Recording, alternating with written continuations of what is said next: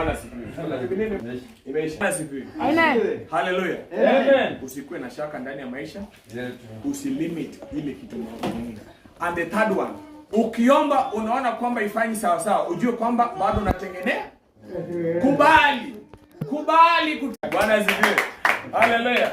Kristo mbona akipita hapa anasema, domo yangu ni mbaya leo, hebu nigongee kambili. Sasa isendo gonga mbili, yana gonga ya familia yote inakuwa 4. Bwana asifiwe. Na hiyo ali make step. Na kuna step nyingine inakuja. Bwana asifiwe. So make a step. Wacha kusikia vile ulimwengu inasema. Praise the living God. Hallelujah. Wanaweza kuambia pale merogwa, huwezi fanya kazi, sijui nini, kuna biashara nyingine. But if you believe in God, mambo yako inaenda shwari. Amen. Hakika wema na upendo vitanifuata siku zote za maisha yangu, nami nitakaa nyumbani mwa Bwana milele. Bwana asifiwe. Unatembea katika nini? Moto, na bado huna wasiwasi. Nani anatembea katika moto na ana wasiwasi? Nasikia secretary amesema hapa, mchungaji anaweza kuwa anapitia mengi, hawezi kukuelezea. Bwana asifiwe. Na ni kweli siwezi kukuelezea.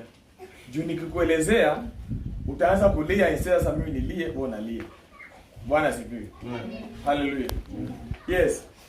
Mali saa zingine napitia, hata mwanangu wanga analia saa zingine, anasema Mungu bariki hiyo baba yetu.